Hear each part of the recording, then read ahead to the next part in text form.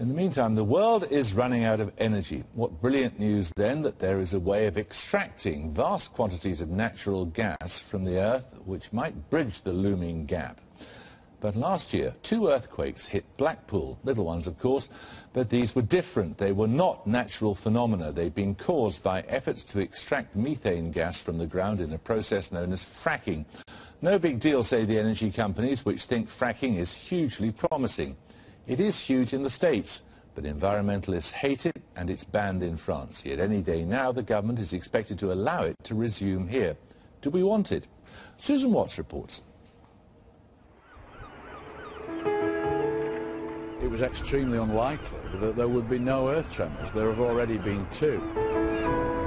2 earthquakes in 2 months won't stop gas drilling for good. Last year, Blackpool was hit by 2 small earthquakes. The tremors didn't amount to much, but these were no natural phenomena.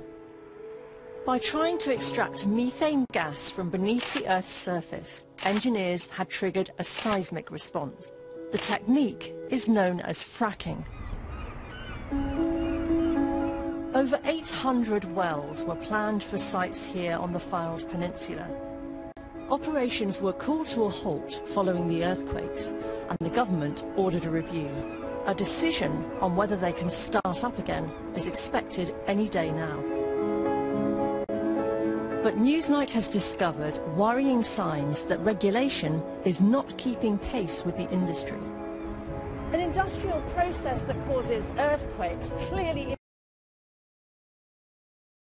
isn't great, even if it is only small local tremors. And these quakes have focused opposition, raising a host of other questions about the impact of fracking on this coastal landscape of the Lancashire Peninsula. Mike Hill is a technical advisor to Fylde Borough Council. He's a former oil and gas engineer who used to work in the industry. He's not against fracking, but lives locally and wants to ensure it's done properly.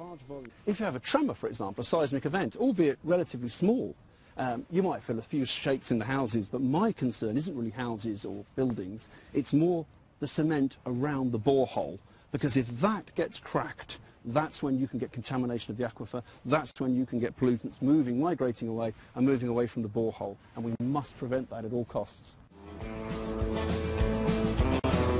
He's concerned after America's experience with fracking. Internet videos showed flaming taps as gas escaped into drinking water.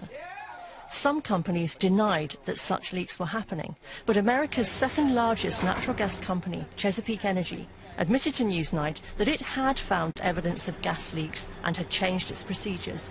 In some cases it looks like as the cement was drying, that methane, the high pressure shallow methane, kept it from drying properly and would allow channeling to develop on the outside of the casing, which then could allow methane to move upwards to a shallower zone and then get into fresh water. Pretty good right there. And we found regulators trying to catch up and impose rules after serious problems had already occurred. My name is Mark Miller. I'm the CEO of Quadrilla Resources. The main players in UK shale gas exploration have tried to make the case for fracking. We're standing today in front of a drill rig that's drilling a new exploration well to 9,000 feet near Blackpool. They insist they're a responsible company. Employs all state-of-the-art equipment, even down to the actual operation of it. His point is that it'll all be done safely. We can assure people that some of the concerns that you have regarding oil and gas drilling will not happen on our watch and will not happen with wells we drill in this area. Blackpool is a focal point now. It sits on one of the UK's most promising sites, the Bowland Shale. But Lancashire is not the only place with shale gas resources. There are shale rocks stretching under the Pennine Basin from Blackpool to Scarborough, in the Midland Valley in Scotland, and even possibly in the Weald and Wessex basins of southern England.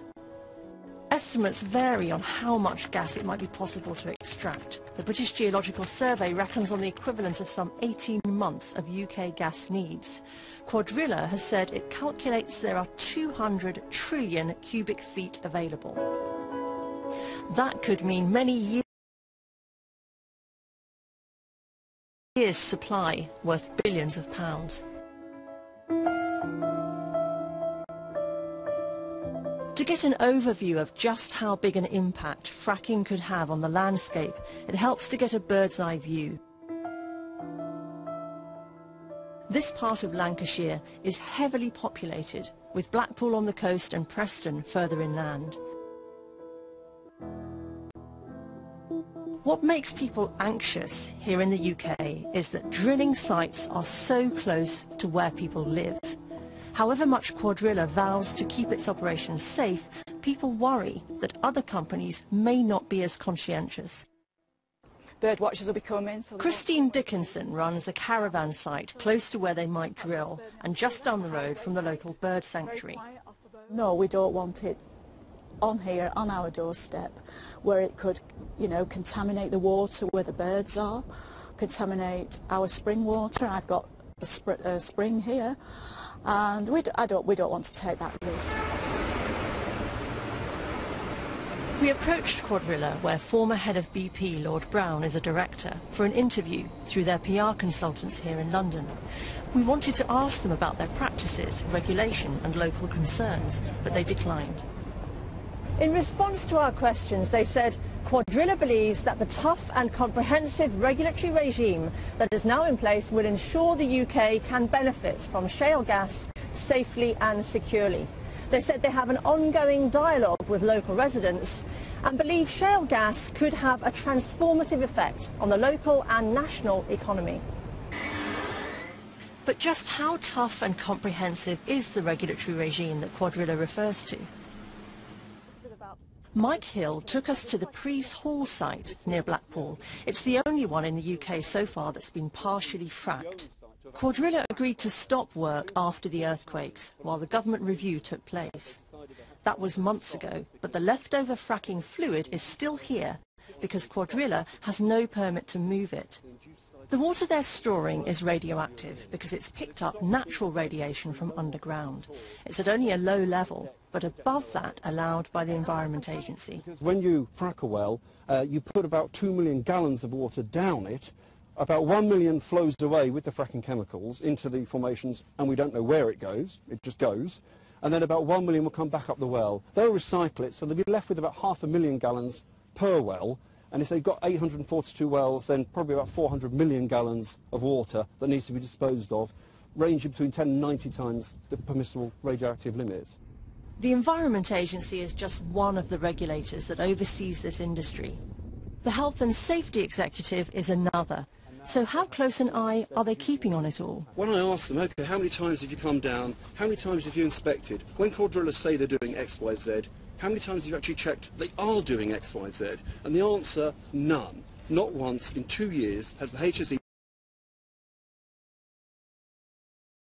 visited any of the wells in Lancashire to test, inspect or verify for themselves. So it sounds as if your concern over regulation is that too much of it is being left to the industry itself rather than proactive regulation. Absolutely. It's entirely being left to the industry itself. We asked the Environment Agency what plans it has to deal with the flowback fluid stored at Priest Hall and how it intends to regulate this in the future, and the Health and Safety Executive why they appear content to rely on reassurances from Cuadrilla Resources. The Environment Agency told us that Cuadrilla will have to seek a permit to dispose of its fracking fluids. They said, we have the regulatory framework to protect the environment during exploratory shale gas projects, but this would have to be reviewed if ever there was a move to full-scale operational mode. The HSE said they had been to the site to inspect it and had 5 face-to-face meetings with Cuadrilla and would hold joint inspections with the Environment Agency if fracking gets the go-ahead. If the industry rides out local opposition here in Lancashire and finds it really can extract as much as it hopes, and safely, then the impact of shale gas in the UK could be dramatic. It's already brought down gas prices in the US. And this poses a dilemma for the government. Turning to gas for a few more years pushes visions of a carbon-free energy supply further into the future. But it could help to solve fuel poverty and boost the economy. As it ponders this potential new source of homegrown energy, that promise may prove too tempting to resist.